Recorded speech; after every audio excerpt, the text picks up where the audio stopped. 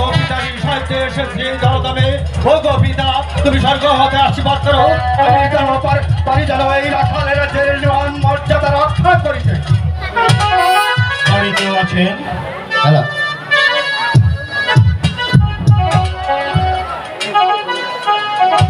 বাড়িতে কেউ আছেন?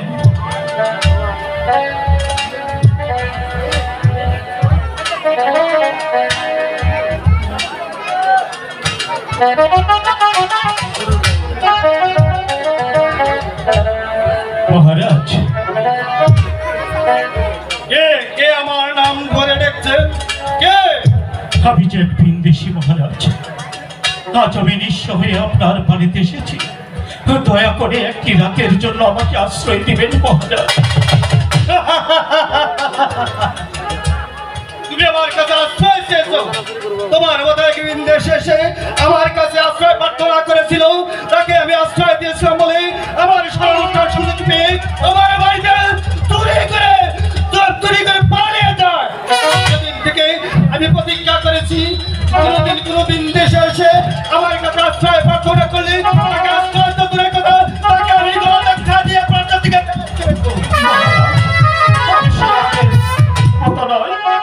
সত্যি আজ আমি সব কিছু করে আপনার কাছে এসেছি। এদিকে সন্ধ্যা ঘুরিয়ে এসেছে, যাবার মতো কোনো জায়গা নেই।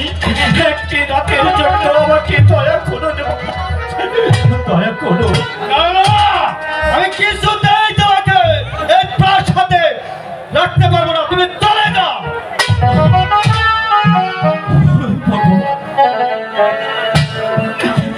আমি এখন কি করবো মহারাজ? একটিবার ভেবে দেখুন মহারাজ, আমি এসেছি আপনার কাছে শুধু একটি রাতের জন্য আশ্রয় চাইতে মহারাজ। আমাকে একটু দয়া করুন মহারাজ। ভগবান দেশি, তুমি এত করে আশ্রয় প্রার্থনা করছো, আমি তোমাকে আশ্রয় দিতে পারি। তাহলে আমার একটি শর্ত আছে, তুমি শর্তটি মেনে নিতে পারলেই তোমাকে আমি আশ্রয় দিতে পারি। এমন কি শর্ত আমার উপর? আপনি একটি শর্ত কেন? আপনার হাজার শর্ত আমি অবলম্বন পালন করবো মহারাজ। আমার কি করতে হবে মহারাজ?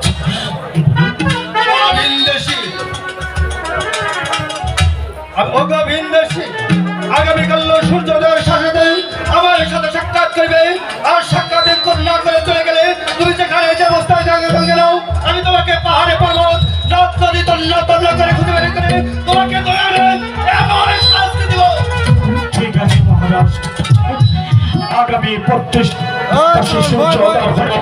আমি আপনার সাথে সাক্ষাৎ করে তবে আপনার অতিথিশালা আমি ত্যাগ করিব মহারাজ, ত্যাগ করিব। ঠিক আছে বিন্দেশি, ওই তোমার বাংলা দেখা যাচ্ছে, তুমি আশ্রয় নাও, আমি এখন আসি। ঠিক আছে মহারাজ। মহারাজ আমাকে আশ্রয় দিয়েছে, সে আমাকে একটি শর্ত দিয়েছে, আগামী প্রত্যুষে যেন সে সূর্য উদয় হলে তার ভগবান তুমি আমাকে শক্তি দাও, আমি যেন মহারাজের প্রতিশ্রুতি রক্ষা করতে পারি। আমার শরীর কেমন লাগছে কেন? আমার এই মুহূর্তে একটু বিশ্রামের প্রয়োজন। আমি যেন পারছি না, আমি যেন পারছি না।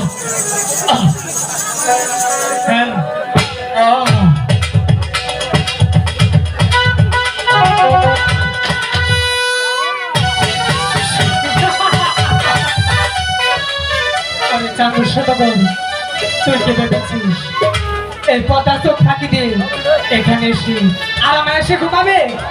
এটা আমি কিছুতে হতে দেব না। তাই তো আমি সেই রানী গোলের কণ্ঠের হার চুরি করে এনেছি।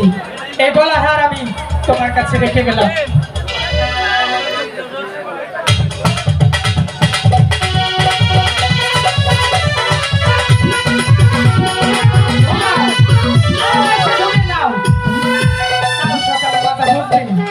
শাস্তি কত ভয়ানক, কত কষ্টের হয়।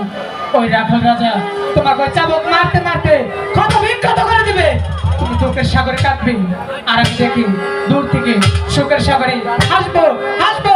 কে কোথায় আছো? তার সাথে চলে গেছে চোর। সর্বনাশ হয়ে গেছে মহারাজ, সর্বনাশ হয়ে গেছে। কি হলো রানী, তুমি এমনভাবে চিৎকার করছো কেন? তোমার কি হয়েছে? মহারাজ, আমার গলার ওই মুক্তার হাতটা খুঁজে পাচ্ছি না। এ কি বলছো রানী?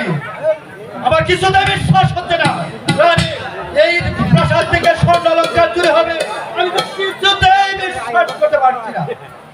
আমি সত্যি বলছি, আমার মুক্তার হাতটা খুঁজে পাচ্ছি না। মুক্তার হাতটা রেখে আমি স্নান করতে গিয়েছিলাম, এসে দেখি মুক্তার হাতটা নাই, চুরি হয়ে গেছে। ঠিক আছে রানী, তুমি ভালো করে খুঁজে দেখো। আমি খুঁজে দেখেছি তো, কোথাও পাচ্ছি না। আমার ওই মুক্তার হাতটা চাই চাই। ঠিক আছে রানী, প্রাসাদে চলে যাও। আমার দেখছি আমার মুক্তার হাত না পেলে আমি আজই বাবার বাড়ি চলে যাবো। এই আমি বলে গেলাম। প্রাসাদে চলে যাও। আমি হচ্ছে এই রাখালের রাজ্যের রাজা, আমার প্রাসাদ থেকে স্বর্ণ অলংকার চুরি হয়ে যাবে আমি কিছুতেই ভাবতে পারবো না। ঠিক আছে ঠিক আছে, আমি এখন বিদেশিকে আমি দেখে তাকে দেখছি। বিদেশি বিদেশি মহারাজ, পূর্ব আকাশে সূর্যোদয় হয়েছে। সূর্যোদয়ের সাথে আমার সাথে সাক্ষাৎ করবে। তুমি এখনো তুমি নিদ্রায় রয়েছো। আমি তাই তো আমার নিদ্রা একটু বিলম্ব হয়েছে, ভোর হয়েছে। এবার যে আমার যাওয়ারও সময় হয়েছে, এবার আপনি আমাকে হাসি মুখে বিদায় করুন মহারাজ। আমি তোমাকে বিদায় দেব। বিন্দেশি, আমার প্রাসাদ থেকে স্বর্ণ হয়ে গেছে। তুমি কিছু জানো? না মহারাজ।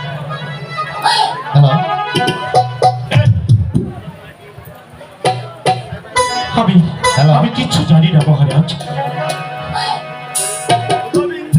আমি কিছুতেই বিশ্বাস করতে পারছি না। মহারাজ, আপনি বিশ্বাস করতে পারছেন না, আপনার প্রাসাদ থেকে আপনার স্ত্রীর কণ্ঠহার চুরি হয়েছে।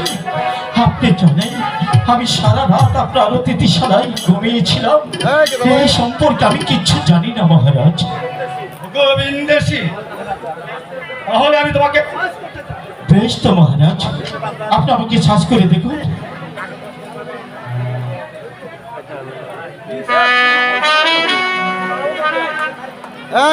Kider, boy. Kider, বিশ্বাস করুন গোবিন্দেশি, আমি এই হার সম্পর্কে কিচ্ছু জানি না মহারাজ। এই হার আমার কাছে এলো কি করে আমি যে কিছুই বুঝতে পারছি না মহারাজ। বিশ্বাস করুন। আমি কিছুতেই এই হাত তুমি চুরি করো। আমি হার চুরি করিনি। আর আমার কাছে এলো কি করে আমি যে কিছুই বুঝতে পারছি না মহারাজ। আমি হার সম্পর্কে কিচ্ছু জানি না মহারাজ। আমি তাবুকের দ্বারা তোমাকে পিটার ঠাল করে দেব। না মহারাজ, আমি আবার বলছি, আমি হার চুরি করিনি মহারাজ।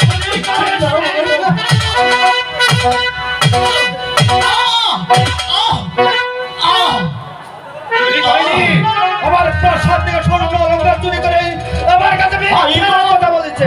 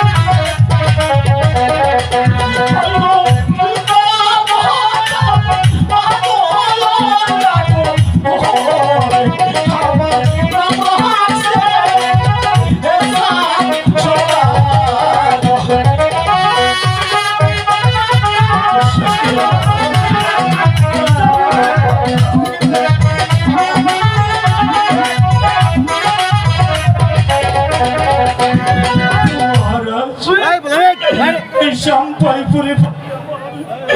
সাম্পাইপুরে গোল পিতা মাতায় আদর করে এই হতভাগার নাম রাখছে সাপি সদাগর। ভগবান ঠাকুর, আমি না জেনে না শুনি আমি চাবুকের পর চাবুকে মেরেছি। ভগবান ঠাকুর,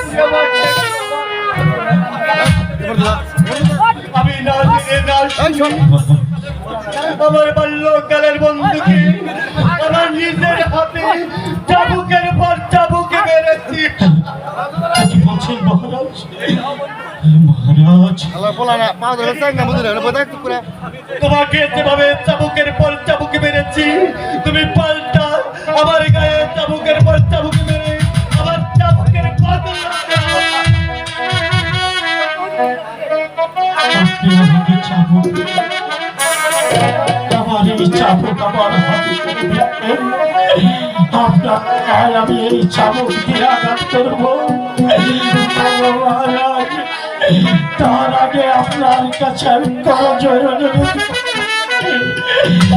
আপনি আমার হাতে চাবুক তুলে দিয়েছেন, আপনার চোখে জল। বলেন মহারাজ, আমার সাথে আপনার কি সম্পর্ক মহারাজ?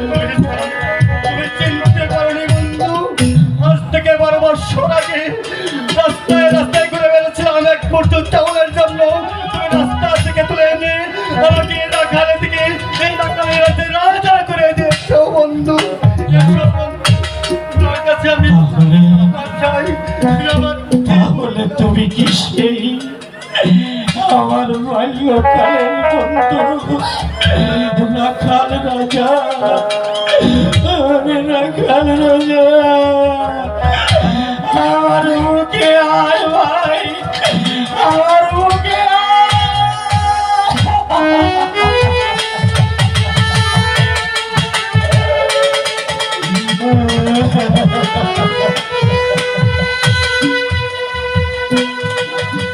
ওরে দুশিনা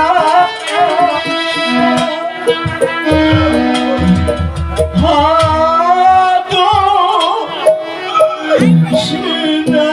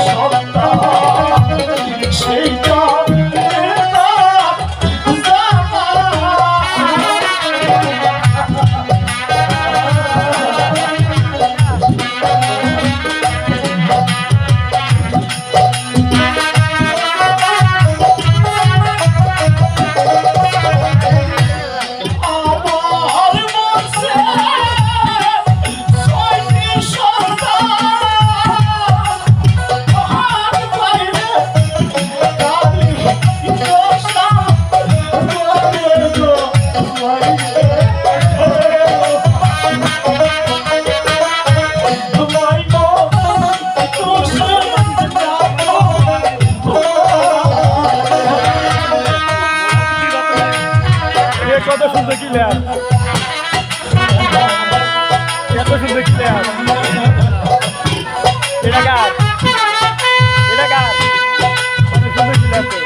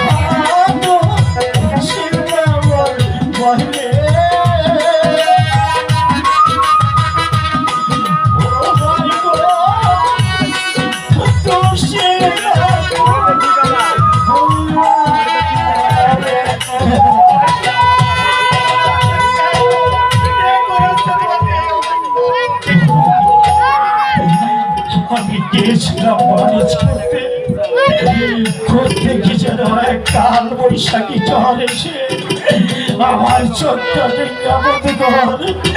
মাঝি কর্ণধর আমার মুখের সাইটি মানে ওই কালী দর্শনের নৃত্য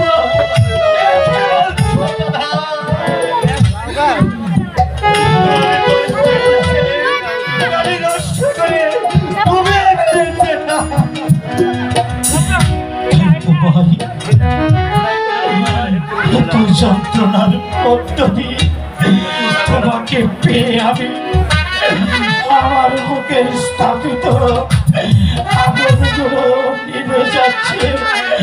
আমাকে দয়া করে আমার দেশে যাওয়ার ব্যবস্থা করে দাও, আমি আমার দেশ মুখে যাত্রা করবো।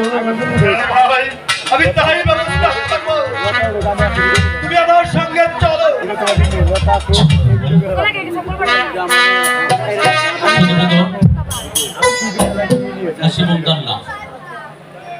আবেগে ভাবের সাথে